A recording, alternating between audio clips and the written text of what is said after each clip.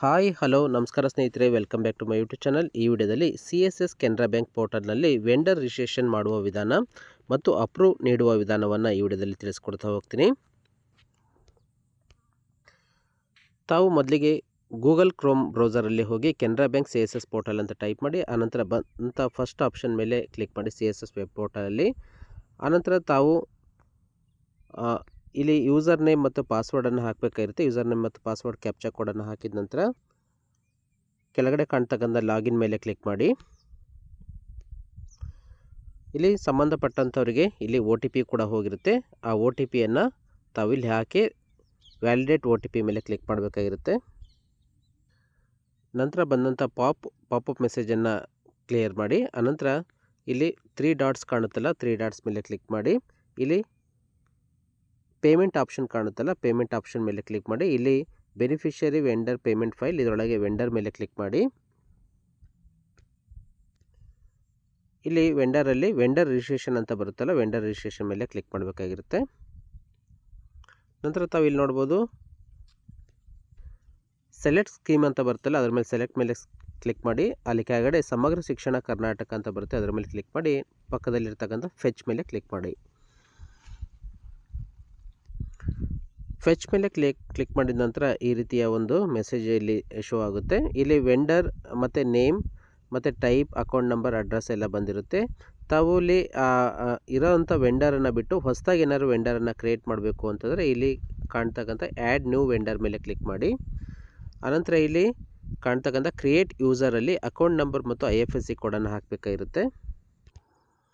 Account number, IFSC code ನಂತರ ಇಲ್ಲಿ proceed option ಕಾಣುತ್ತಲ್ಲ, proceed ಮೇಲೆ ಕ್ಲಿಕ್ ಮಾಡಿ. ಇಲ್ಲಿ ಆ್ಯಡ್ ವೆಂಡರ್ ಆಪ್ಷನ್ ಇಲ್ಲಿ ಓಪನ್ ಆಗಿದೆ. ಇಲ್ಲಿ ಬೆನಿಫಿಷಿಯರಿ ಡೀಟೇಲ್ಸಲ್ಲಿ ವೆಂಡರ್ ನೇಮ್ ಅಂತ ಇದೆಯಲ್ಲ, ವೆಂಡರ್ ನೇಮನ್ನು ಹಾಕಿ. ಅನಂತರ ವೆಂಡರ್ ಟೈಪ್ ಏನಿದೆಯಲ್ಲ, ವೆಂಡರ್ ಟೈಪ್ ಮೇಲೆ ನೀವು ಇಲ್ಲಿ commercial, institutional, NGO, personal, small business ಮತ್ತು ಸ್ಮಾಲ್ ಸ್ಕೇಲ್ ಇಂಡಸ್ಟ್ರೀಸ್ ಅಂತ ಬರುತ್ತೆ.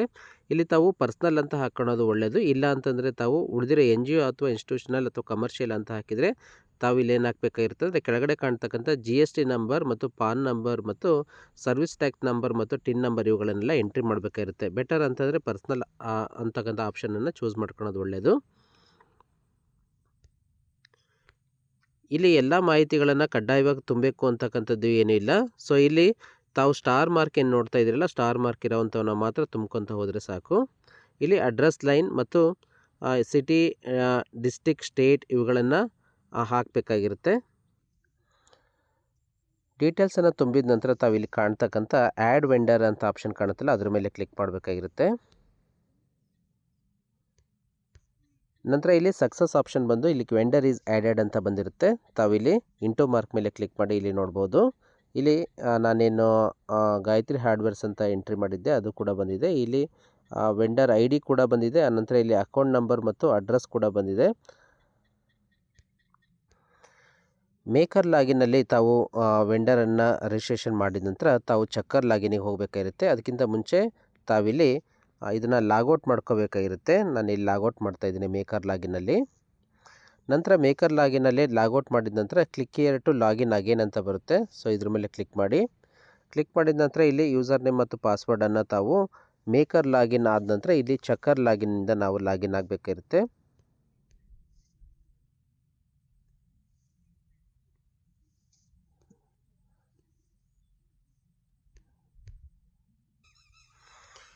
OTP ಹಾಕಿ ಲಾಗಿನ್ ಆದ ನಂತರ ಪಾಪಪ್ ಮೆಸೇಜ್ ಬರುತ್ತೆ. ಪಾಪಪ್ ಮೆಸೇಜನ್ನು ಕ್ಲಿಯರ್ ಮಾಡಿ. ಕ್ಲಿಯರ್ ಮಾಡಿದ ನಂತರ ತಾವಿಲ್ಲಿ 3 ಡಾಟ್ಸ್ ಏನು ಕಾಣುತ್ತಲ್ಲ, 3 ಡಾಟ್ಸ್ ಲೈನ್ಸ್ ಮೇಲೆ ಕ್ಲಿಕ್ ಮಾಡಿ. ಇಲ್ಲಿ ತಾವು ಅಪ್ರೂವ್ ಆಪ್ಷನ್ ಕಾಣುತ್ತಲ್ಲ, ಅಪ್ರೂವ್ ಆಪ್ಷನ್ ಮೇಲೆ ಕ್ಲಿಕ್ ಮಾಡಿ. ಅಪ್ರೂವ್ ಆಪ್ಷನ್ನಲ್ಲಿ ಪೇಮೆಂಟ್ ಆಪ್ಷನ್ ಮೇಲೆ ಕ್ಲಿಕ್ ಮಾಡಿ. ಪೇಮೆಂಟ್ ಆಪ್ಷನ್ನಲ್ಲಿ ತಾವಿಲ್ಲಿ ವೆಂಡರ್ ಅಂತ ಹೇಳಿ ಆಪ್ಷನ್ ಬರುತ್ತೆ, ವೆಂಡರ್ ಮೇಲೆ ಕ್ಲಿಕ್ ಮಾಡಬೇಕಾಗಿರುತ್ತೆ. ಇಲ್ಲಿ ನೋಡ್ಬೋದು, ಇಲ್ಲಿ ಮ್ಯಾನ್ಯುವಲ್ ಎಂಟರ್ಡ್ ರೆಕಾರ್ಡ್ಸ್ ಮತ್ತು ಬುಲ್ಕ್ ಅಪ್ಲೋಡ್ ಮತ್ತು ಅಪ್ರೂವ್ ವೆಂಡರ್ ಲಿಸ್ಟ್ ಅಂಥೇಳಿ. ಸೊ ಇಲ್ಲಿ ಮ್ಯಾನ್ಯುವಲ್ ಎಂಟರ್ಡ್ ರೆಕಾರ್ಡ್ಸ್ ಮೇಲೆ ಕ್ಲಿಕ್ ಮಾಡಬೇಕಾಗಿರುತ್ತೆ. ಕ್ಲಿಕ್ ಮಾಡಿದ ನಂತರ ಪೆಂಡಿಂಗ್ ರೆಕಾರ್ಡ್ಸ್ ಇಲ್ಲಿ ಶೋ ಆಗ್ತಾ ಇದೆ.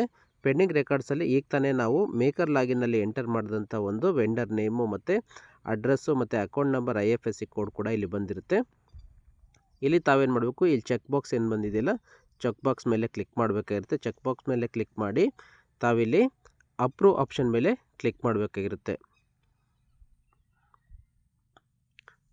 ನೋಡಿ ಇಲ್ಲಿ ಅಪ್ರೂವ್ ಆಪ್ಷನ್ ಮೇಲೆ ಕ್ಲಿಕ್ ಮಾಡಿದ ತಕ್ಷಣ ಇಲ್ಲಿ ಕೆಳಗಡೆ ಸಕ್ಸಸ್ ಅನ್ನುವ ಗ್ರೀನ್ ಮಾರ್ಕ್ ಕೂಡ ಇಲ್ಲಿ ಗ್ರೀನ್ ಆಪ್ಷನ್ ಕೂಡ ಇಲ್ಲಿ ತೋರಿಸ್ತಾ ಇದೆ.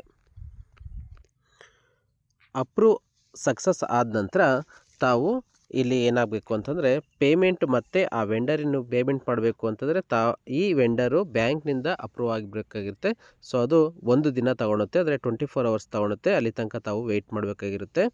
ಇದಾದ ನಂತರ ತಾವು ಲಾಗೌಟನ್ನು ಮಾಡಿ